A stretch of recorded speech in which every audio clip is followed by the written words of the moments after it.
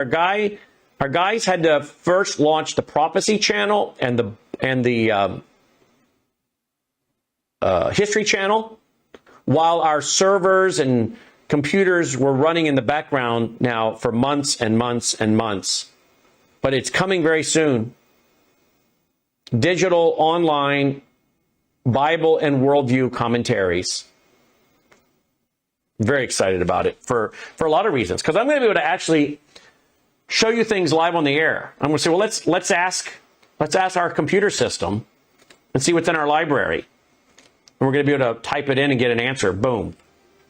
Or let me play you this clip. I think Ron Carlson says something about this. Put it in. Boom. It's going to blow your mind. You can use technology for good or evil. Okay? Now, I want you guys to keep praying for us. Keep praying for us, because I don't even have time to go into it. We're under just constant attack, folks. But of course we're under attack. Look at what we're doing. Look at what we're teaching. Look at what we're proclaiming. You know, the Bible says all who desire to live godly in Christ Jesus will face what? Your best life now? No, persecution. So pray for us and keep supporting us, folks. Help raise our hands. Keep our hands up in the air, will ya? You know what I'm talking about, right? Worldviewfoundation.com, worldviewfoundation.com. Take care. You're watching Worldview 2, built on the 35 years of Worldview books, documentaries, research, high-profile interviews, and the radio and television broadcasts of Brannon Howse.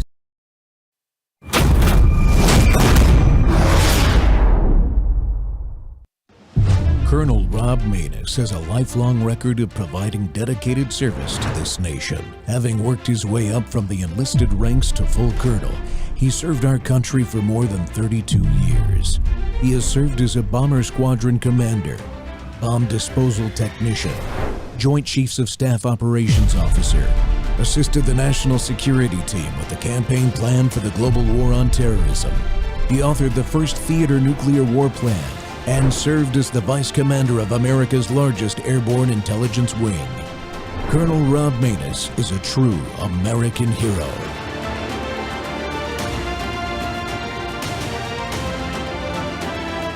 This is Rob Maness Live. President Trump's special envoy to Ukraine arrived in Kyiv overnight. Keith Kellogg is expected to discuss security and also sanctions against Russia with Ukrainian President Volodymyr Zelensky. And that meeting comes as President Trump says he will make a major announcement and statement today about Russia's war in Ukraine. News Nation's Tom Dempsey is live at the White House with more there. Tom, what are we expecting from the president today? Hey, good morning, Mark, and good morning from the White House, where later today, President Donald Trump will be meeting directly with the NATO Secretary General. But this meeting all comes as President Trump has voiced a lot of frustration recently with Russian leader Vladimir Putin, and now the U.S. plans to send more weapons to Ukraine. I haven't agreed on the number yet, but they're going to have some because they do need protection. But the European Union is paying for it. We're not paying anything for it, but we will send it. It'll be business for us, and we will send them Patriots, which they desperately need, because Putin really surprised a lot of people. He talks nice, and then he bombs everybody in the evening. So there's a little bit of a problem there, and I don't like it. Now, that meeting here at the White House with the Secretary General comes after President Trump announced plans to sell weapons to NATO recently that can then be provided to Ukraine. The president has really pushed for this war in Europe to come to an end, but he has really grown annoyed with Putin for not doing enough to reach a ceasefire. So with that meeting happening later today here at the White House, we also know Secretary of State Marco Rubio and Secretary of Defense Pete Hegseth will also be part of those talks. Marky? Yeah, and Tom, you have a lot of people, a lot of lawmakers saying, you know, we need to enact more severe sanctions on Russia. How quickly could Congress take up those new sanctions? Yeah, it's not just the White House here that we're talking about the U.S. response. There's also legislation being discussed on Capitol Hill, and some Senate Republicans actually spoke to News Nation directly recently, saying a vote could come as soon as this week on a package of sanctions targeting Russia. Now, to dive into this a little bit further, legislation being worked on will focus on the Russian oil industry, and part of that plan involves a 500% tariff against countries that continue to buy Russian oil, gas, or other exports. Brazil Brazil, China, and India would be some of the hardest hit countries from that tariff. Part of this plan might also include tapping into some $300 billion in Russian assets frozen by some of the world's leading economies. All of this happening to try and bring about an end to the war still being fought in Europe, Marky. Welcome back to More War Monday. The Rob Maness Show's live on Worldview Tube and our X Spaces simulcast. Well, is a Russia-Ukraine war shift happening before our eyes? President Donald Trump has said he would make a major statement today about Russia's war in Ukraine, and he did when he met with the head of NATO this morning, as that clip alluded to. And you know what? He announced the U.S. will provide more weapons to Ukraine, but through NATO countries paying for them, as he, again, voiced his frustrations with Russian President Vladimir Putin on whether peace can be achieved now or sometime in the future. Well, the truth is, folks, Putin still holds all the cards, even with more weapons planned to be transferred to Ukraine, unless something changes the negotiating posture. The Russian armed forces continue to advance across territory in the Donbass region that they say they want as part of any peace deal. Unfortunately, the war is causing thousands more deaths every month that it continues, and there doesn't appear to be an end in sight without a negotiation breakthrough directly between the two belligerents. Well, L. Todd Wood joins me today to discuss the current situation. Todd's a former special operations pilot. He's the CEO of CDM Press. He's on a mission to report the truth, as America's free press should be, to protect our way of life, of course, that they don't. So, Todd, welcome back to the Rob Maness Show. Rob, thanks for having me on, man. Yeah, it's my favorite show. I appreciate it. I wish we had better news to talk about, though. When I talk about the Ukraine-Russia war, I would rather be talking about the peace progress. Yeah. It's unfortunate that as we'll see as we go through the show, that it doesn't look like we're going to be realistically talking about peace for any time soon. As far as the situation on the battlefield, am I still right in what I said in my opening, Todd? You have people on the ground over there and have had for a long time. You watch this very closely. The Russians are still grinding it out. It may be centimeters every day, but they're still grinding it out, and the Ukrainians can't hold them back, right? That is true. All along the front, the Russian armed forces are gaining territory. It is not a situation where Ukraine is really in a position to stop that in any significant way. There is a lot of corruption on the front, a lot of fortress type materials and fortifications that were supposed to be delivered and set up along that front, especially up in the Kherson area, were shown to be stolen, essentially, and nothing was done. Some holes were dug in the ground, but nothing that could be used effectively by the Ukrainian armed forces. This is a problem in Ukraine, is the continued corruption. Look, I just want to ask your audience, what does this do for America? That's the lens we need to be looking at all of this on. And I don't see how this, except for making money on weapons. Okay, we're going to sell some more weapons, but how does this help us? Does it help our national security? Does it help our peace? Does it help our children's future? Does it help the Ukrainians? I think the answer to all of that is no, to be honest, unfortunately. Yeah, I think I agree with you. Do you think that the narrative change, I hate to call it a narrative change because it implies bad faith, but I think there's good faith involved in this. However, the viewpoint change that the president's talked about this morning with that, hey, it's not costing the United States anything. The EU countries, if we ship anything from now on out, it's going to go to the EU countries. They're going to pay for it.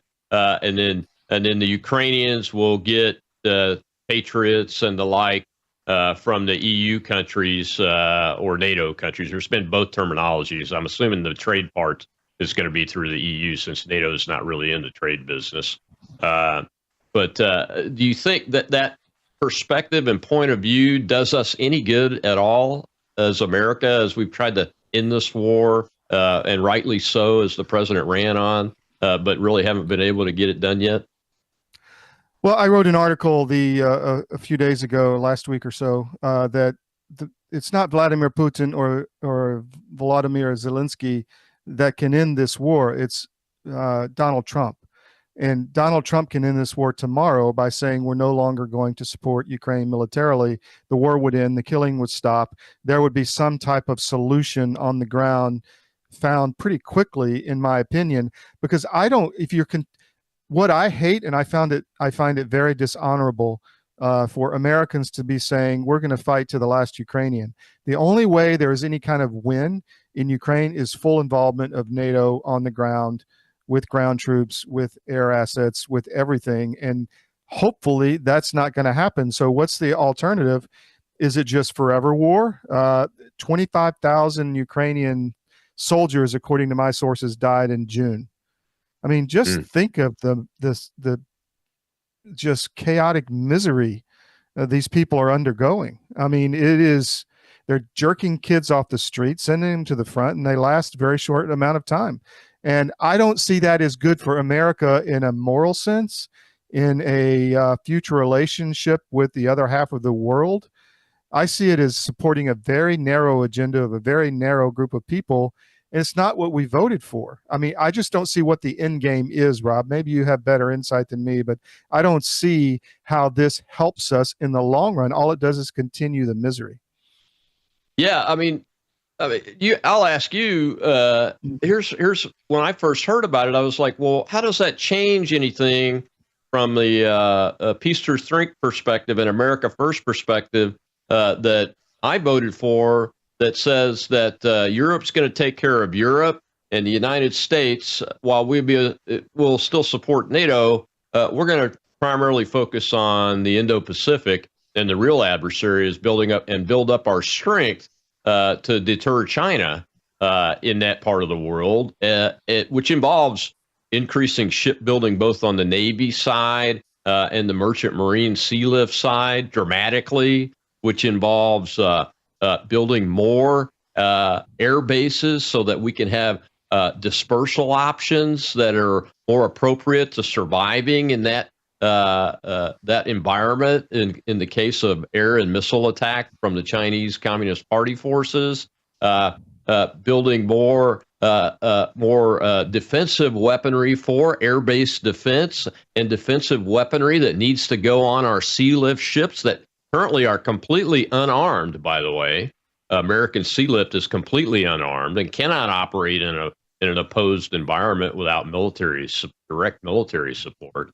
So how does that help us do that if we are continuing to send things like Patriot missiles, which we used, I think, 44 Patriots in the Middle East defending ourselves and Israel. And we use 25% of our theater high altitude air defense missile, the THAAD missile. It's my understanding in that, and we haven't improved our military and industrial production and manufacturing capability to the point where we can reproduce those in less than a couple of years. How does it help us? There was a report out last week that we're down to 25% of the weapons we need to fight a prolonged conflict, as in Patriot missiles, THAAD, interceptors, all this artillery shells. Our stores are depleted, so we're sending more to Ukraine. This makes no sense. It's a big distraction from America First. It's not what I voted for. What if the cartels start launching drones across the border? What if the Chinese, start launching drones across the border, the southern border, or into Guam, as you said, in the Pacific? Or we can't defend ourselves. So why in the hell would we be sending missile interceptors to Ukraine for something that has no impact on U.S. national security when we are exposed, as you said, across the board? And these new sanctions. I mean, we can go into that. There's a lot to dig into here, but I just see this, unfortunately, as the crowd that was controlling the Biden regime is now controlling the Trump administration, and I don't like it at all. Yeah, we're going to get into that and the congressional piece of it too, Todd.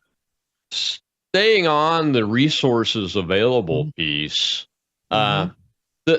Am I right? Am I correct in my observation that the Europeans have not increased their manufacturing capability either for their weapons that they've been providing, and they're not capable of replacing what they've already given away to Ukraine, even within 3 or 4 years, right? Is that correct? I think you're right. I mean, it's very murky. We're not getting good information. It's a lot of propaganda. You know, I did read a report that we're building like 300 Patriot interceptors this year, but the Army wants like 15,000, but it's not funded yet. Why are we providing the weapons that Europe? It should be Europe's war. If we have an alliance, you know, they should be the ones in front. And the problem I have is that eventually, if you keep going down this route, it's going to be the 82nd Airborne is going to be over there as advisors.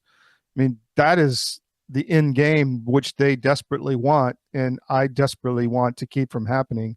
So I'm going to continue just being the loudest voice that this is bad for our security. It's bad for the Ukrainians. We've depopulated their country. They've gone from 42 million to less than 25 million. Their male population's getting decimated. They lost 25,000 troops in June alone, according to my sources. And it's horrific what we're doing to those people. You saw the cheering where the Russians were targeting some of the mobilization units where they're actually bounty hunters, where they're pulling men off the streets, putting them in the van. They never see their family again. It rips apart the families. The children don't get to say goodbye to their dad or their brother or their son or their mothers. And, you know, they get a number back of a body. And the Ukrainians were cheering the Russians targeting the mobilization centers because this is horrific. I'll use that word again, what we're doing to the Ukrainian people. I find it dishonorable, frankly, that we're still supporting this. And at some point, I'd like to go into what they're doing to Christianity, as in the government in Ukraine, the type of people that are in this government, and what they're supporting. It's not a good thing. Well, we got to take a break. When we come back, we can talk about that in the next segment, and we'll hear a little clip from Senator Tom Cotton. And he's talking about peace through strength, but I'm not sure I understand exactly if it's the same peace through strength activity that I'm familiar with. We'll be right back with L. Todd Wood of CDM Press on More War Monday.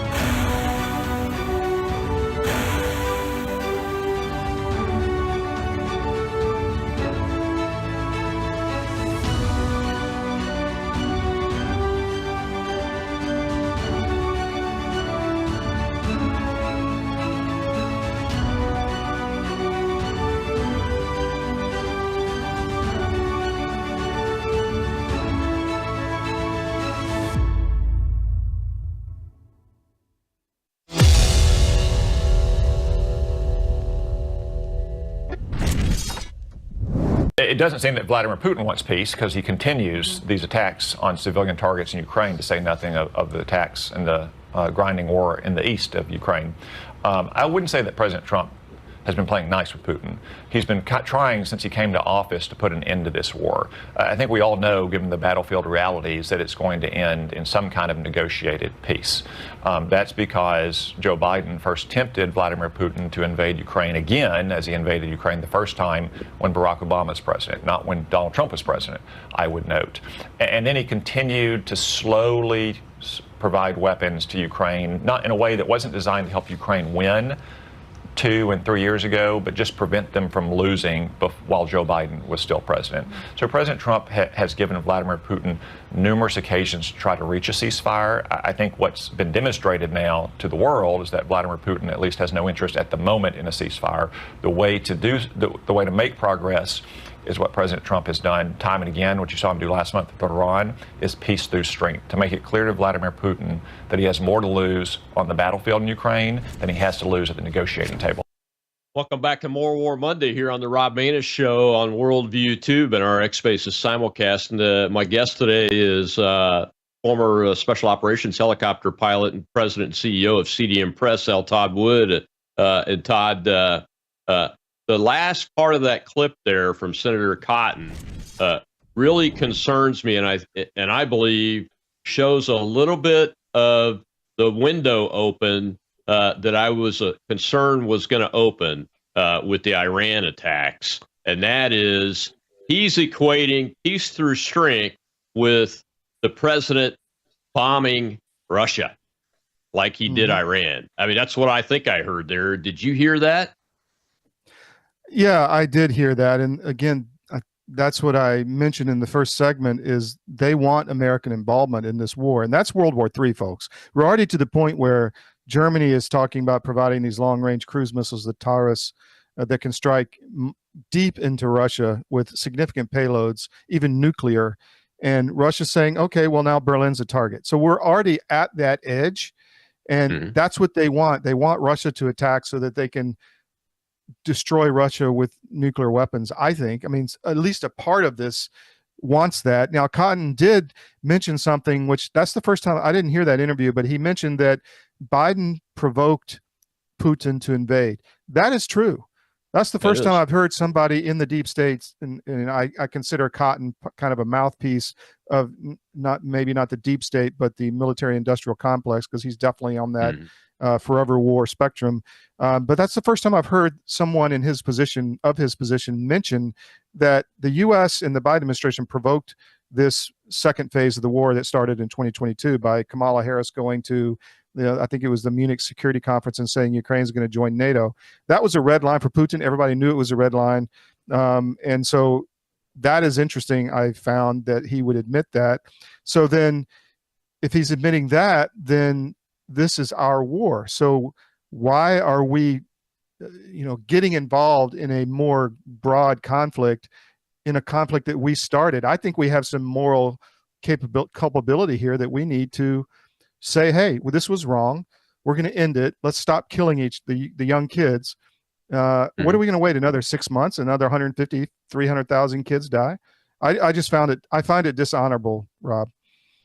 Yeah. I mean, I'm with you on that. I didn't pick up on that. I'm glad you pointed that out. I'm going to go back and listen to that clip again after the show's over to make sure I understand what he was saying correctly, because that would be interesting. And we do have culpability on this. The United States has culpability on this. You know that. I know that. And the lamestream media will not report on it, and they will attack you, and they will attack me. And now that President Trump has shifted to this new policy, here's why I'm concerned about that last part of that clip even more than I was before I heard him say it.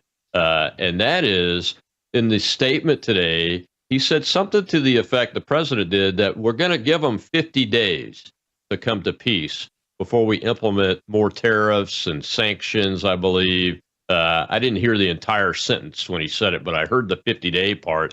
And that's eerily similar to the 60 days that he gave to Iran.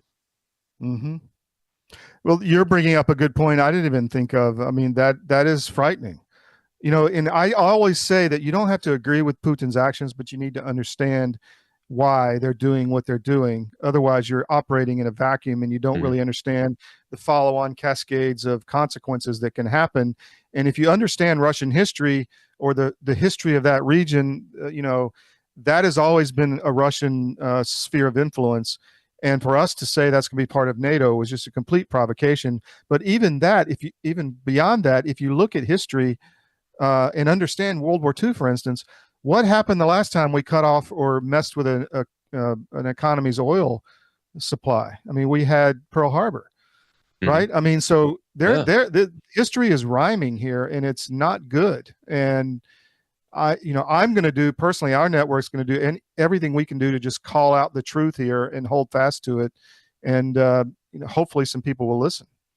Yeah. And just so people know that I'm not hand-wringing, folks. Look, I've been in this war business since I was 17, and my dad was in it before that. So I kind of grew up in this stuff a little bit. And One of the reports that I'm seeing consistently is about this buildup of 675,000-ish troops outside of the border, or at least on the Russian side of the lines, but out of the kill zone, basically, by the Russian army. Are you hearing or able to confirm that that set of facts? Because that makes a difference in what we think Vladimir Putin's capable of doing. That's been reported. My sources are saying, yeah, that's true, that there is a buildup that could be used as a big push. And I think Putin, at least was reported to have said to Trump in the last call, I think it was July 3rd, that he was going to accelerate the next 60 days to get the kind of gains in the war on the ground that he wanted. That would make sense. It would be part of that. I think Putin has an agenda of territory that he wants to take. He doesn't want all of Ukraine. They don't want West Ukraine. That is, the Galicia. That is the whole Nazi,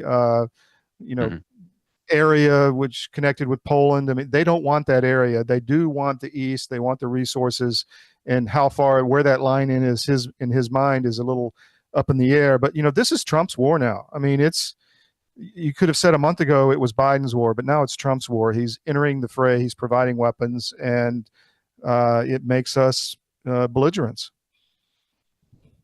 Do you think that his efforts will sway Putin's mindset at all, or have an impact on his thinking any differently than what he's doing now?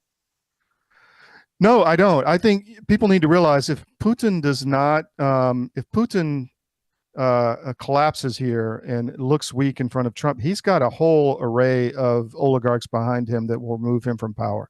That is just a simple fact. So you have to keep that in mind. This is not just Vladimir Putin doing this. This is a whole Russian oligarchy. In the past they called it the oprichnia, the people that kept the king in power but could remove him at will. And that is what you're seeing here. And they want something out of this. They see the West is threatening Russia over and over and over again. So they're going to build a buffer zone. They want a buffer zone. And that, I think, is what they're trying to. And they also want to protect the Russian speakers in the Donbass region. That's their goals. And they also want a neutral country in Kiev. So I think there's a deal to be made. But unfortunately, I don't think Putin is not doing what Trump wants, but Zelensky is not Mr. Peace either. I mean, they could say, look, we'll be neutral. Let's call it here. We won't pull NATO troops in. We will, stop some of the Nazi propaganda. We'll let Russians speak Russians if they want in country. There's a lot of things that could be done, but I don't think Zelensky wants peace either, because he's supported by people who are telling him not to stop in the U.S. government. Yeah, I agree with you. And quite frankly, they're trying to flip the script so it looks like he wants peace as opposed to Putin based on the current situation. And when I say they, I'm talking about the media, the NATO propagandists, the Western U.S. propagandists that are pro USA getting into this war ever and ever deeper. But it shouldn't work on those folks that have been observing this the entire time and understand the facts and the underlying truth behind it. But I'm just wondering, now that the president's more on board with the Tom Cottons and Lindsey Grahams of the world, or what appears so anyway, that a lot of his supporters are going to go with him and say, kind of like on the Epstein thing, hey, it's time to stop talking about this. Let the man get down to business. We trust him. But this is at the end of this 50-day thing that we're talking about. This is not some quasi third world mullah-run country with F-14 Tomcats that have been duct taped together, and only a partially sophisticated Russian integrated air defense system. That the latest thing they've shot down is a civilian airliner at night when they were under attack. That's not the type of country we're talking about here. And you talk about sending B-2s on a one-time strike into Moscow or around Moscow. That's a totally different deal from my perspective. Yours, Todd? I don't even want to go there. Unfortunately, that specter is being raised. I think the Atlanticists or whatever this faction is in our government wants a regime change in Moscow. They think that they can do this and then take the resources, and I even think there's a spiritual component of this, because if you get into what's happening with the attacks on Christianity, the support of satanic occult rituals in country, the support of a lot of alternative sexual practices, let's say, I just see this as a real battle. I'm not saying Russia is perfect, but I'm saying they want control of that because they can't control it now. That's just a simple fact, in my opinion. Yeah. So how much the Ukrainians pushed back hard in the peace talks the last time about the territory that the Russians say they wanted, because I guess some of it they don't occupy right now. But there's not a whole lot more to that, is there? I don't think so. What they're asking for? Yeah, I don't know what's in Putin's head. I mean, they've got Luhansk and Donetsk, essentially. They've got Crimea. So the question is, what more do they want? Zaporizhia or one of the Sumy region up in the north? Well, I don't know what they are looking for. Putin obviously has a number in mind. So again, there's a deal there. What's the deal, right? I mean, maybe Trump doesn't want to look weak in the face of this in this negotiations, but so what? We're going to fight a war and kill a bunch of more kids because Trump's ego or our need to not look weak. I just don't think this should ever have been. I've been writing about this since 2014. I spent a lot of time over there. I saw how corrupt the government was. I mean, they went after Trump out of Kiev with the gentleman who was running his campaign with the Black Book. I forget his name now, but they created the Black Ledger against Manafort. I busted that out when I was writing for the Washington Times. That was all fake. That was run out of Ukraine. The corruption is off the charts. And I'm not just saying corruption where you pay a cop off. I'm talking all this money we're sending over there is getting refaceted, reimagined into their pockets. And it's not a regime we want to support. They're not helping the Ukrainian people. The Ukrainian people are miserable. So why do this? What is the gain here, except for the military-industrial conflict, except for some kind of goal that whatever this deep state entity is that has there? Well, let's talk about the Christianity thing and the recruiting, and then what about the numbers on casualties on the Russian side too, because there's just so much disinformation out there and propaganda about it. I want to see if we can get some facts on the table. We'll be right back with L. Todd Wood here on the Rob Maness Show.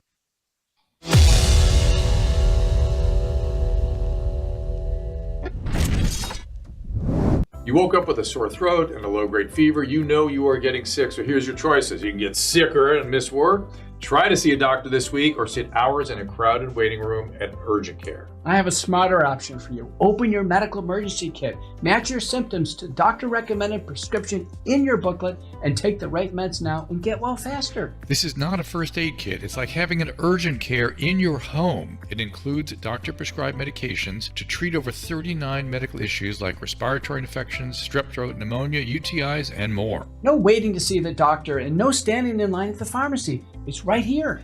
Every home should have at least one medical emergency kit, and here's how to order. Go to worldviewhealthcare.com. Your kit to treat dozens of common and serious illnesses is rushed to your door. worldviewhealthcare.com.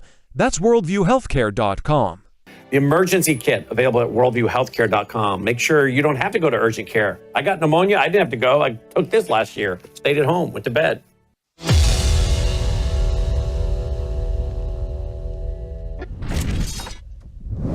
But the game regarding Putin's invasion of Russia is about to change. I expect in the coming days you will see weapons flowing at a record level to help Ukraine defend themselves. I expect in the coming days that there will be tariffs and sanctions available to President Trump he's never had before. I expect in the coming days more support from Europe regarding their efforts to help Ukraine.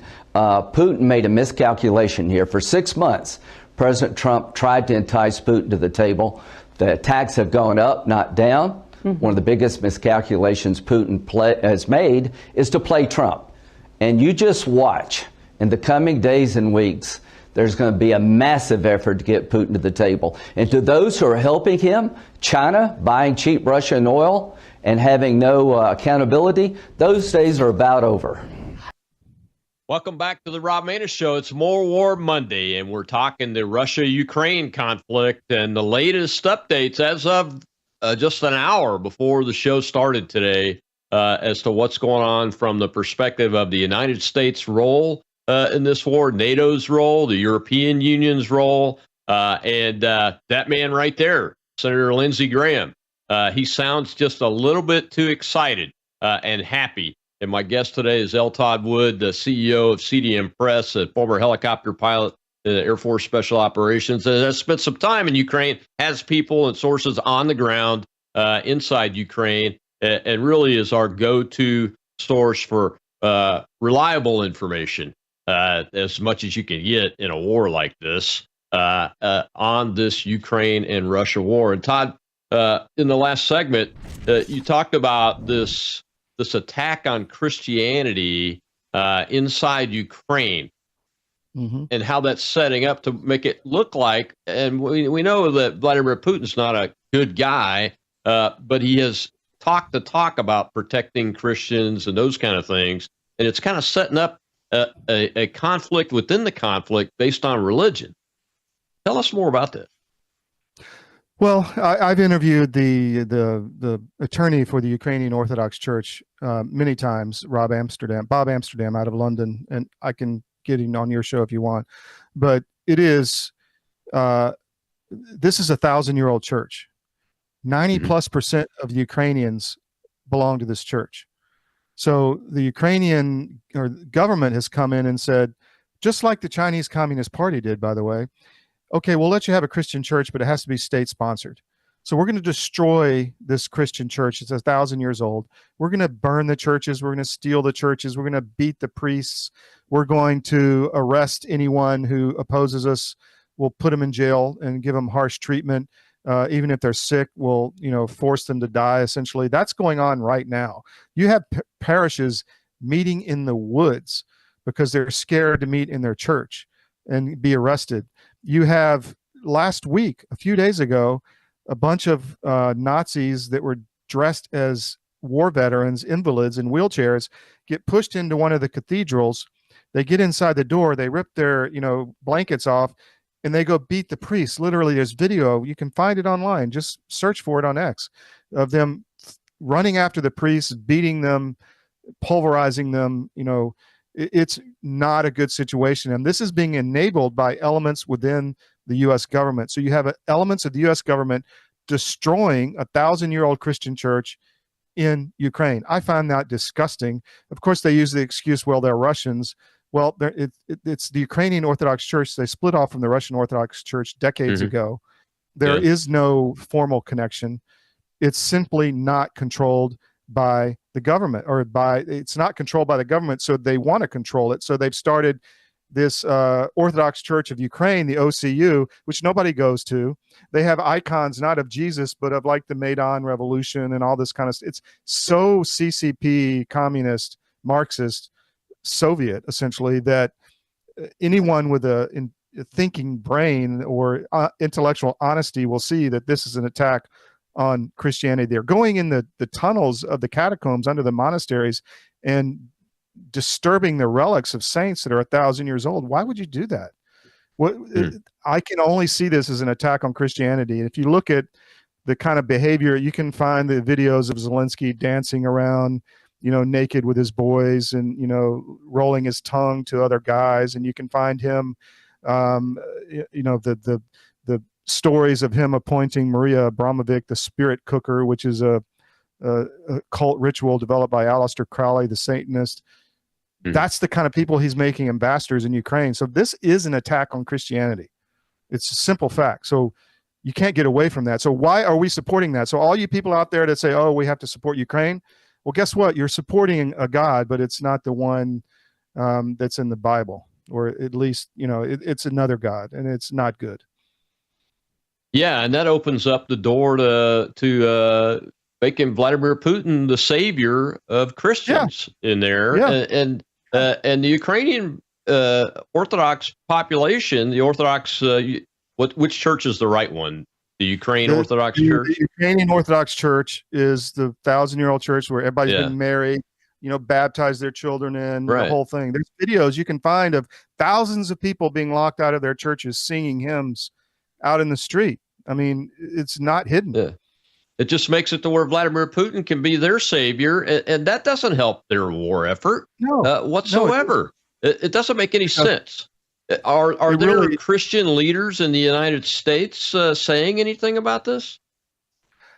I haven't found anyone, and the attorney's Jewish in London. So there you go. I mean, at least he has the guts to stand up for this, and I've had him on many times, and the hits keep coming. I mean, every time I see a new video of Ukrainian stormtroopers going down into the catacombs and messing with the saints' bodies, I mean, what is the purpose of that? There is no purpose other than to destroy the history and the religion and something people really, in a time of war. I mean, in a time of war, if there's ever a time where you needed spiritual comfort, it would be now. So why would you take that from the Ukrainian people intentionally? Anyway, I could go on this all day, but I'll be quiet. It seems against the laws of war too to have to attack churches and religious leaders, whether they're internal to your country or external to your country. If they were targeting those guys with weapons, military weapons, and airstrikes, they'd be being accused of war crimes. And this sounds a little bit like a war crime. We got a question from the audience. Let's go over to Shell over there and take that question. Go ahead, Shell. We have Wib, sir. Thank you, Shell. Thank you, Colonel. And thank you, Mr. Woods. I would like to know, since there's a lot of people champing at the bit to get us into a war with Russia, how does BRICS play into this? How many of the BRICS members? Yes, I know it's purely an economic alliance, but how many of those people? How many of those members could also be encouraged and persuaded to participate in a war against us? Well, let's look at Iran. You have Russians buying weapons from Iran, drone technology. They have economic oil supply agreements. And China is funding Iran and supplying Iran with air defense. They're rebuilding their air defenses right now. So I think that answers your question. The two of the big players, Brazil, I don't know. I mean, the people don't support that government at all, and they don't have the tyranny, the repression system set up as much as they do in Iran and in China to force the people to do what they want. But two of the big players right there could easily get involved and support Russia in any conflict against the United States. And that's the fear that it would, and that's what they're trying to do, in my opinion, is cascade this into something much bigger. As you mentioned, Rob, the bombing of Moscow. I mean, that's just, if that happens, I mean, that kiss it goodbye at that point. I mean, even if they didn't bomb Moscow and they just went after strategic military targets, the drone attacks on the strategic bomber bases, those are nuclear bomber bases where there are nuclear weapons, folks. Don't rest assured, there are nuclear weapons there at those installations. I'm sure of it, or those bombers wouldn't be there. And how dangerous that was for that move. Some people argue, well, the United States, there's no way we would have approved that operation. Well, okay, even if we didn't approve that operation, we helped them with the targeting and the intelligence, and they did a crazy move with it. That's, I don't want to be hand-wringing about it, but there are some real risks here that should be made, the public needs to be made aware of here in the United States.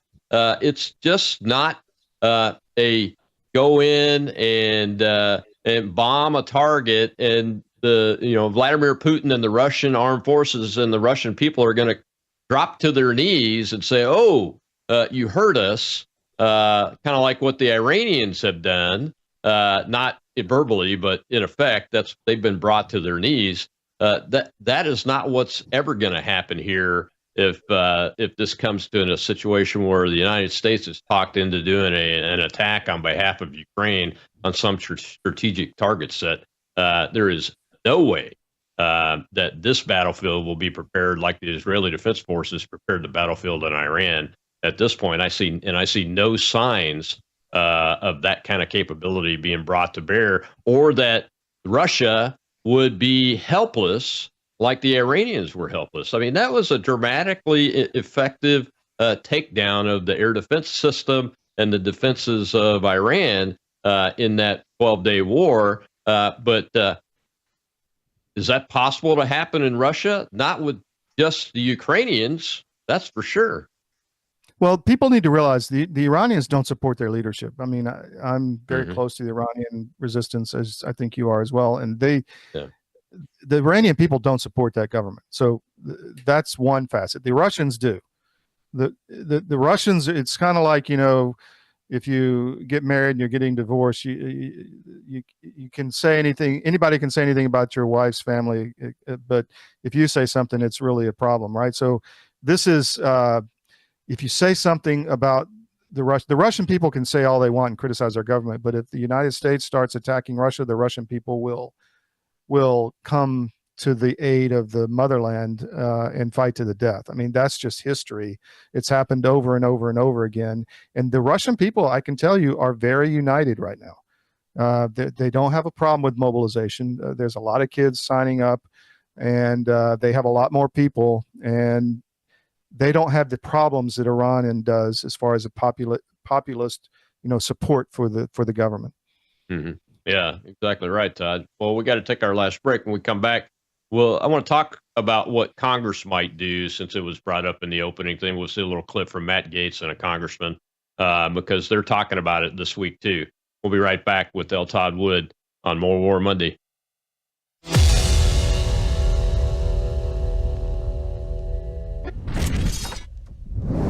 Hello, I'm Brandon House. I want to thank you for all your support at wvwfoundation.com that helps make possible pushing out 24/7 content for free.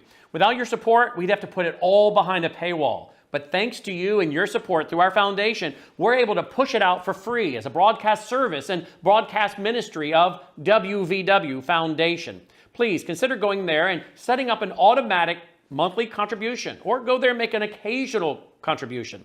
If you prefer to support us through the mail, you'll find our mailing address there at wvwfoundation.com. You can also call and make your contribution over the phone by calling 901-825-0652. That's 901-825-0652. Again, all these details are available at wvwfoundation.com. Thank you for your support as we try to help people around the world understand the times through the lens of a Christian worldview.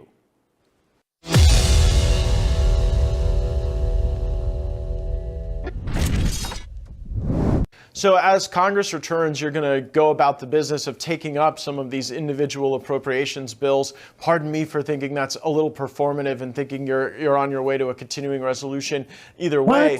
Yeah, I know. You're a truth teller. You're not part of the grift there. But in that process, there are going to be some key votes. For example, there'll be a vote on the defense appropriations bill on the extent of the funding for Ukraine. Where do you think a majority of Republicans in Congress are on the question of whether or not we should continue to fund the war between Russia and Ukraine? You've served with me along with a lot of the same members. I would say, and I'd love to hear your input, but I think that probably the majority, probably a slim majority of the Republican Party would support that.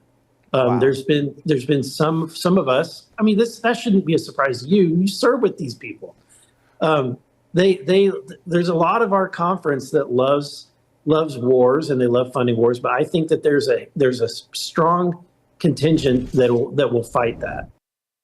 Welcome back to the Rob Maness Show. It's More War Monday, and the winds have shifted. The policy is shifting. The president announced it today in his meeting with the head of NATO, the Secretary General of NATO, just hours ago, about how the United States is now not going to be spending our money to provide weapons, but will provide weapons to EU countries who will provide weapons to Ukraine. And it's not just defensive weapons either, folks. I haven't brought that up specifically, but there's more to it than just Patriot missiles. In some cases, we're talking about medium-range ballistic missile capabilities that could reach far into Russia beyond the 200 kilometers that the limits had previously been placed on. And my guest today is L. Todd Wood, former Special Operations helicopter pilot, knows the ground well in this part of the world, and runs CDM Press, who has sources on the ground in the war zone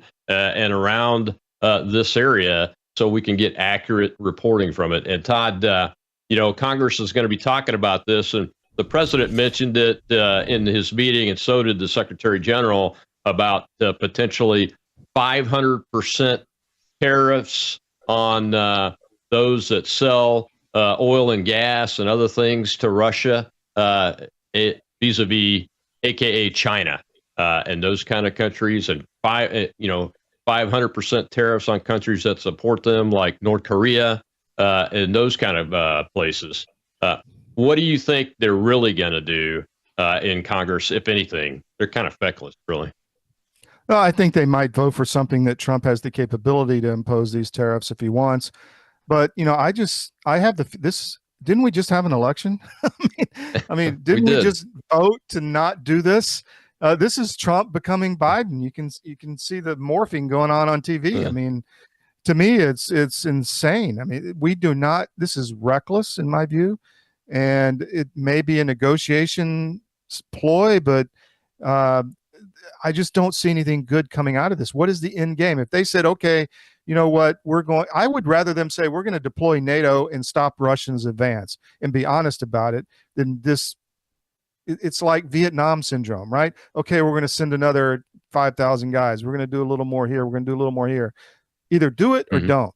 I don't want us involved in another war, but stop this incremental escalation that will do nothing but delay the war. Maybe that's the goal. As they said in 1984, it's not to win the war. It's just the war.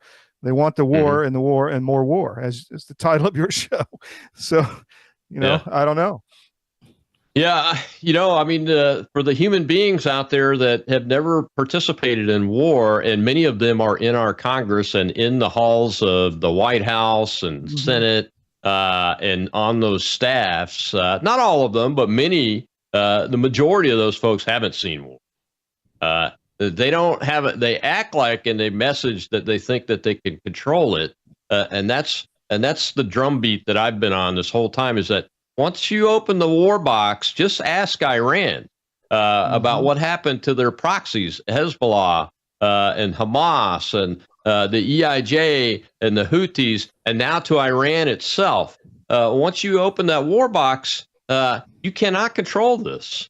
And people may think they can control it, but you cannot control it. And this is a totally different animal than what we're talking about, than what the United States faced in supporting Israel and defending our troops that are deployed in the Middle East, and helping our allies in the Middle East.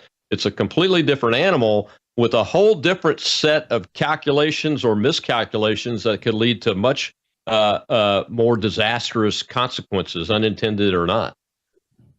Well, I'm comforted by the fact that all the Trump children of military age are now enlisting in the U.S. Army to go fight in Ukraine, including Barron Trump. I find that very comforting, that at least they're putting skin in the game. Well, maybe not, but that's what needs to happen. And all the members of Congress that have children of military fighting age should also join up and get some skin in the game, because you know what? We don't want our boys and girls over there. And I fear, as you said, that may be the direction. I know it's the direction they want to go, but they have to find a path where the U.S. people, American people, will support it. And hopefully we won't, but we'll see. Well, can I ask you to speculate? We don't know what the purpose is, because we, as military professionals that are war college trained, air command and staff college trained, staffer experienced, and those kinds of things, I can't see a valid strategic end state for the United States, or even for NATO here, but I'll just speak from a United States perspective. What do you think is the true desired end state on behalf of those that are pro getting us more deeply involved and embedded in it? Well, to go down the rabbit hole, I think that there is a push to destroy Russia, to gain land, to gain resources for an oligarchy that they want to establish. That's what I think. And there's also an ethnic part of this. A lot of the people pushing this war and were the architects of this war, their families were from, West Ukraine. Victoria Nuland, Blinken, others are from that area. There is a history of the Banderites and all of that aligning with Nazi Germany against the Soviet Union. I think there's some old hatreds there and some old scores that they're using our boys and girls to fight with, and that is unacceptable to me. And I just think we have to be. If it happens, I want to be known as one of the ones who stood up against it. So that's our job at CDM at the network. Yeah, I join you in that. Again, that's why I'm searching for what is the strategic objective of this whole approach. I have said it all along that we at least in part provoked this where it is today. We should have known better. This piece of dirt, the Russians for over 1,000 years have protected it as their buffer against invasion from the West. And those that say, well, that never happens, don't like to, people today don't like to know their history because they don't like to know when they're being told they're about to repeat history. And they don't remember names like Napoleon and Hitler when it's against their argument, right? Yeah, sure. Well, let's talk about the sanctions. What happens if you sanction China 500% for taking Russian oil? Or what happens? I mean, we don't know what's going to happen, right? I mean, that may be past the red line for them. Who knows? This could cascade out of control. I don't see any strategic reason to answer your question, other than the one under some underlying agenda that we don't have full visibility into, and that's what I fear. Yeah. To get back to the peace issue before we close, Todd, from your perspective, you know this part of the world probably better than most Americans. What conditions could happen for Putin to say, okay, I'll do a ceasefire? We're stopping it at this moment in time. He has to get to a line where he has a no fear of an armed Ukraine on his border. So for him, I think one is government change. I think there needs to be a regime change. I think the Ukrainian people would like that, but they won't hold elections.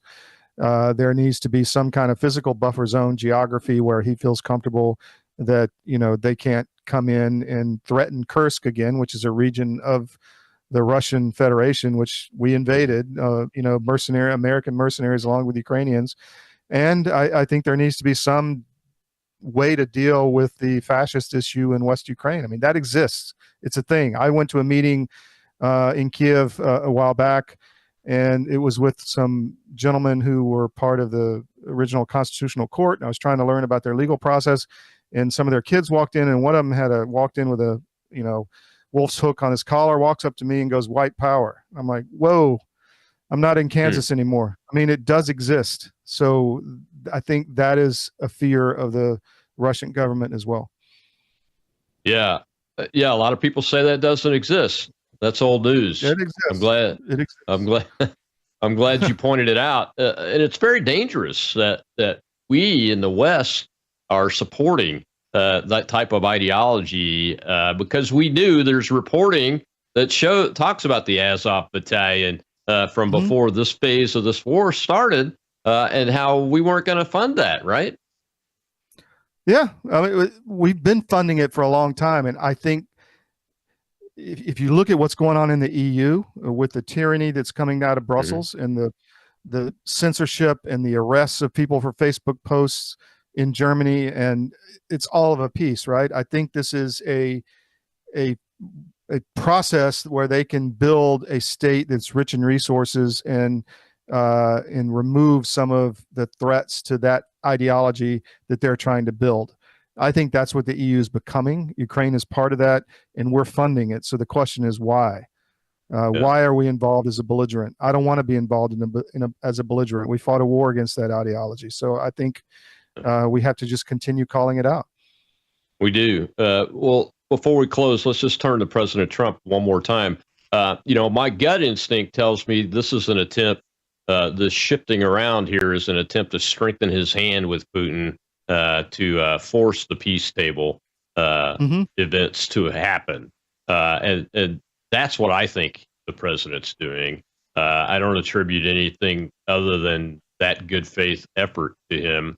But what I'm concerned about is he being manipulated by the cotton, the grams, the security state, that kind of stuff.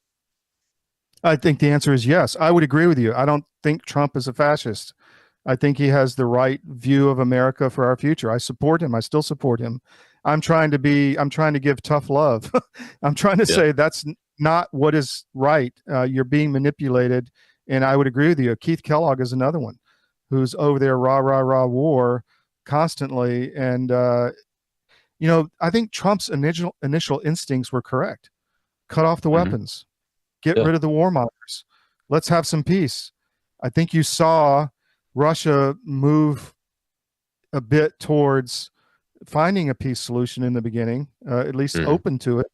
And I think Zelensky was the one who, went into the Oval Office and berated Trump for peace because he was trying to make peace. So who is the warmonger and who is not? I think Russia's just decided, Trump's just the same as Biden, so we're going to keep going because we have to have a buffer zone or we die.